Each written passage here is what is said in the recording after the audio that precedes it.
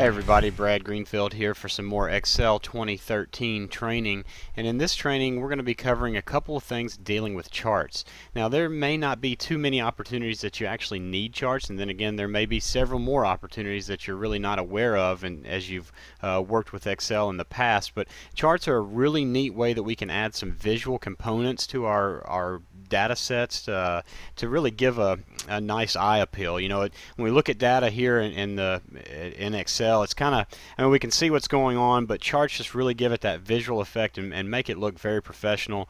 You print those off, or you take those charts and you put them into a Word document or something like that as an image, and it really gives people an idea, a visual idea of what you're looking at. So we'll dive right into it, and I think you're going to find that making charts is a little bit easier than you may have originally thought it would be. So there's a couple things that Excel does for us that makes it easy, and we'll go through some of those here in this video. So what I have here are just some numbers again that I just made up and put together so that we would have some data that we could quickly and easily look through some charts. So we'll just jump right in. And I want to show you the first thing that we can do here. Making a chart is as easy as just a couple of clicks. So what I'm going to do is just highlight. I'm going to highlight this data set here. Okay, so with that data set there, you see I get this little analyze icon, or quick analysis button here at the bottom, if I could speak right. If I click on that, then I get some options here of what I want to do with this data set. Of course, if I mouse over it, Excel's kind enough to give me a visual of what that looks like. But I'm going to click into charts, and with charts I can click this clustered column, clustered bar, pie chart, or I can go into the more charts option and pick a different chart, and we'll get into that here in just a little bit. For the purpose of this specific chart, I'm just going to click on clustered chart. So now I have my clustered chart, or my bar graph here, and it's pretty simple. Nothing really extraordinary going on here, but it was created that easy. So I've obviously got it laid over some other data here just for the size purpose of trying to fit everything here in this window. So all of this information is now included in this chart for us to get a really nice visual of what's going on with this data and what it looks like. So I'm going to just do a undo here to get away from that. And it's going to undo all my moves and get into a more complex chart. So here I just had some totals for a livestock show. Here I've actually broken those totals down by region, and I'm just going to highlight this data set here. Now notice when I highlight this data set, I am not going to highlight the totals. If we did the totals inside of this data set, it would really kind of skew what we were looking for and wouldn't give us the chart that we're really looking for. Okay, so I will click on the quick analysis button here. I'll go into charts, and I will click on the clustered column. I must want custard today because I keep saying that.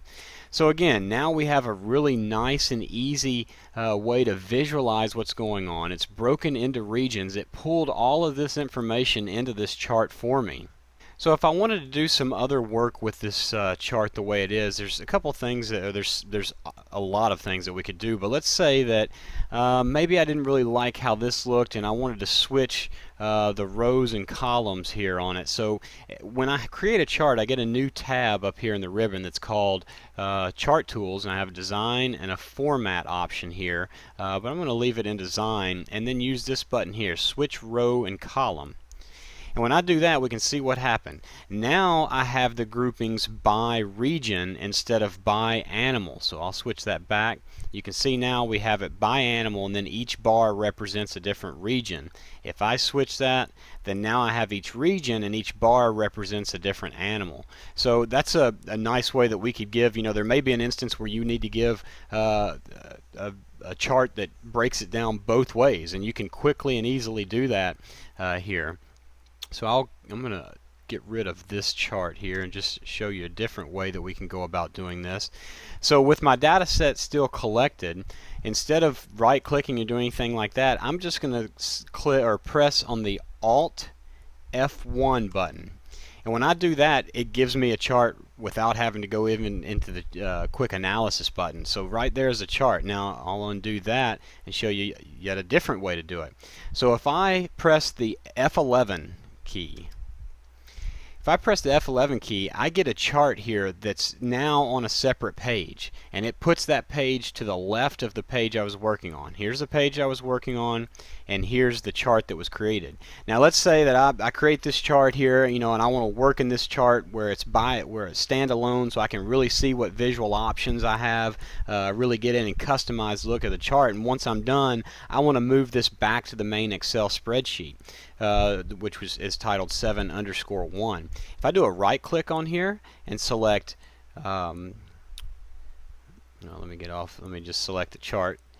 Do a right click on the chart area, the whole chart itself. You can see that's indicated here by the little anchor buttons on the corners. I can select Move Chart, and I can have another chart sheet created and actually give it a title, or I could just go ahead and say I want to put this as an object in 7_1, and if I click OK, now that gets rid of that extra page that was created, and it gives me this chart here as an object inside of my spreadsheet. And again, as I mouse over this chart, I get the directional crosshairs. I can move this anywhere I want to. I could put it down here. Of course, that wouldn't do well for our view during this video. But I can also resize it. If you see, as I mouse over the edges and even the center on the sides of this chart, I can resize it however I want. I can make it smaller, which is kind of hard to read there. I can make it bigger, and I can make it more narrow here. Now, that's just several options you have of how you want to deal with this. So the last thing we're going to talk about is actually putting this chart into a, let's say you want to put it into a Word document. So if I have the chart selected, and I right click, and I do a copy, now I'm going to open up Microsoft Word. And you could put this in Excel or several other items you could put it in, but I'm just going to use Word just for the easy view here. And if I just do a right click, and then I can paste, my paste options are here, so I'll just select paste. And now I have this chart in here. Now it's not as easy to move around, and I can still, the great thing about this is I still have these options here that I can manipulate this chart here in Microsoft Word, even though it's coming from Excel. So that'll wrap it up for this video, and we'll have a couple more videos dealing with charts, but coming soon for Excel 2013. Thanks.